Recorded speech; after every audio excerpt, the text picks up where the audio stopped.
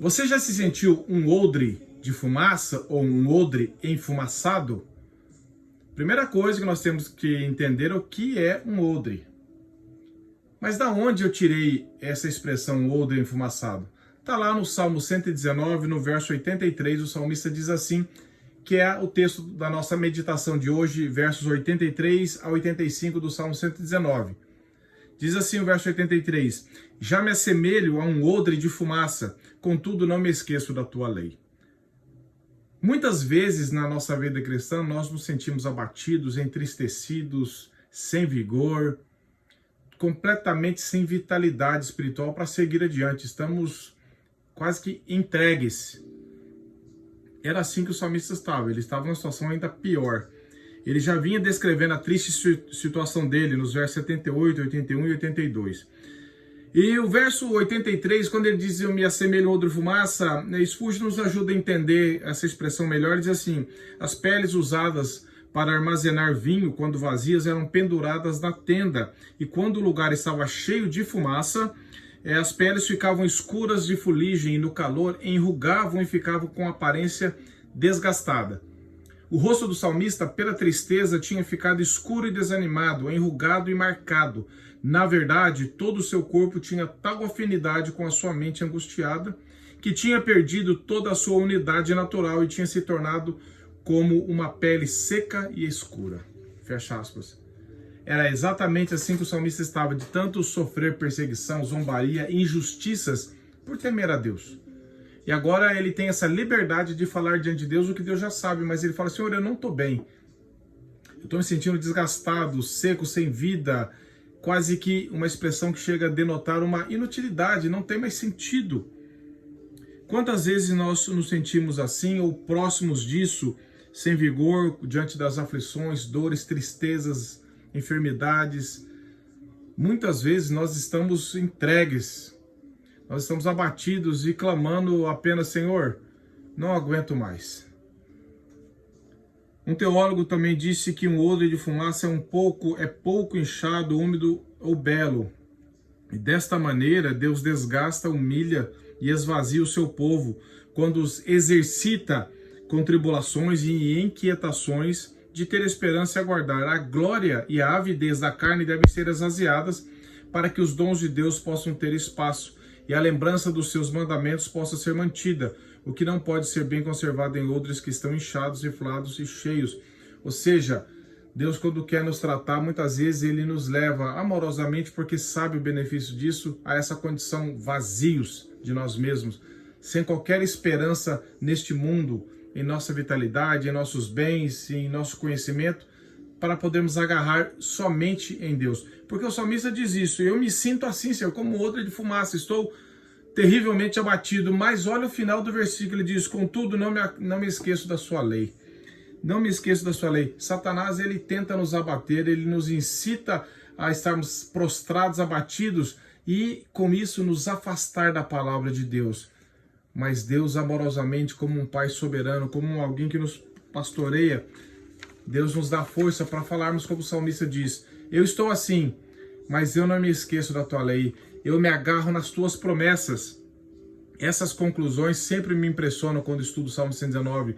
Nós vemos apenas os 4 últimos versículos próximos a esse. Se você ler no verso 69, 70, 78 e 81, você vai ver essa mesma expressão. O salmista derrama diante do Senhor toda a sua tristeza, seu abatimento, mas no final ele fala, mas não esqueça da sua lei, não me aparto da tua palavra. Que essa seja uma realidade nossa, que nós tenhamos essa liberdade de orar a Deus, expressar o que de fato somos, porque Ele tudo conhece, mas ao mesmo tempo temos a graça de falar, Senhor, mas para onde irei, se só Tu tens a palavra de vida eterna? Não me deixe afastar da Tua palavra. E Spurgeon termina dizendo assim, nem as piores circunstâncias podem destruir o apego do crente fiel ao seu Deus.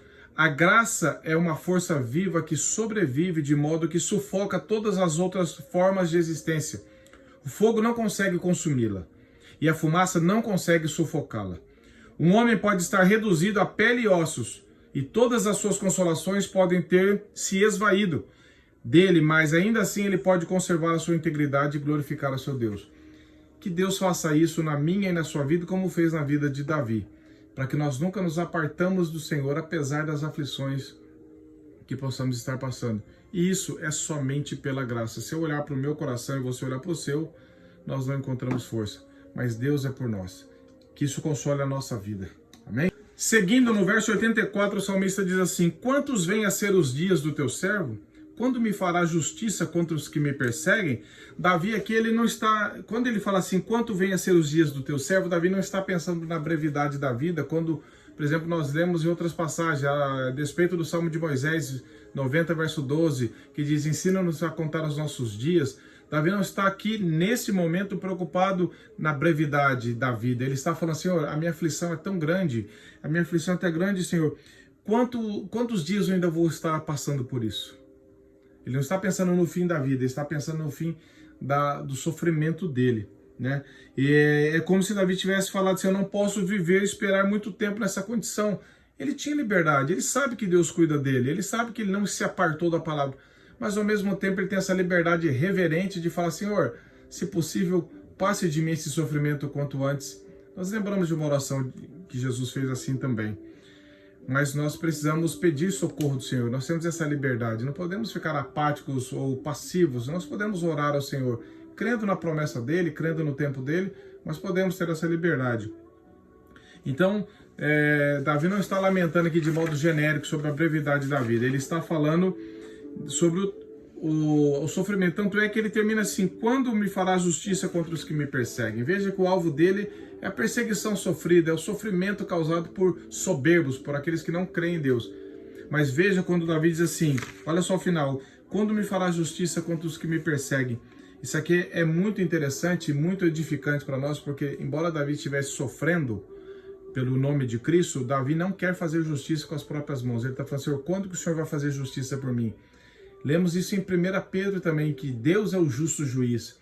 Nós devemos entregar todas as nossas injustiças sofridas por homens, porque Deus nunca cometeu e nunca cometerá injustiça contra nós. Deus é o vingador, Ele sabe que no dia final nós sabemos que no dia final Deus vai exercer o juízo dele. Nós não podemos nos vingar, de forma alguma, retribuir o mal. Nós temos que aprender a amar, pedir graça de Deus para entregá-lo nas mãos de Deus. É isso que Davi faz. O que demonstra um coração piedoso, o que demonstra realmente que ele não tinha se afastado da palavra de Deus. Porque ele agora, nesse momento difícil, ele está sendo guiado por ela.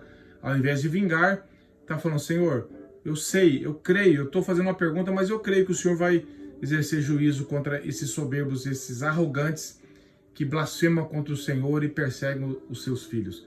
Uma confiança que nós precisamos aprender também. Amém? E continuando no verso 85, nosso último verso dessa meditação, ele diz assim, para mim abriram covas os soberbos, que não andam constantemente a tua lei. Soberbos aqui nós já falamos, não é quem luta contra a soberba. Todos nós lutamos contra o orgulho soberbo. Soberbos aqui é uma expressão de ímpios, aqueles que ignoram a Deus, aqueles que rejeitam o evangelho por acharem que não precisam dele. Davi não apenas é zombado, mas ele é perseguido como uma caça, com armadilhas para destruí-lo. Olha só, para mim abriram covas os soberbos. Não era uma perseguiçãozinha de ouvir falar que estão falando mal de mim, não. Era algo não somente com palavras, com zombaria, mas algo físico. Ele sofria perseguições assim. A resposta que nós encontramos, por que eles fazem isso, está no próprio versículo, porque eles não andam conforme a tua lei. Os soberbos não andam conforme a lei de Deus. Por isso que trata-se de ímpios. Eles odeiam a Deus e por isso odeiam aqueles que amam a Deus também. Nós vemos isso no verso 51, 53, 69 e 78 desse mesmo Salmo 119. O Salmo 14 e 53 também diz que os insensatos dizem no coração que não há Deus e corrompem-se em seus caminhos. É a mesma expressão. Ignoram a Deus e o caminho deles vai de mal a pior. Nós lembramos aqui de João 15, 20 e 21, quando Jesus diz assim, se me perseguiram a mim, também perseguirão a vós. Davi estava perseguindo porque eles odiavam a Deus, então eles odiavam a quem amava a Deus também. Que possamos ser fortalecidos pelo Senhor para permanecermos firmes nele, dizendo tudo que está no nosso coração, nossa tristeza, angústia, entregando tudo nas mãos de Deus e sabendo quem não teme a Deus vai fazer mal para os que o temem.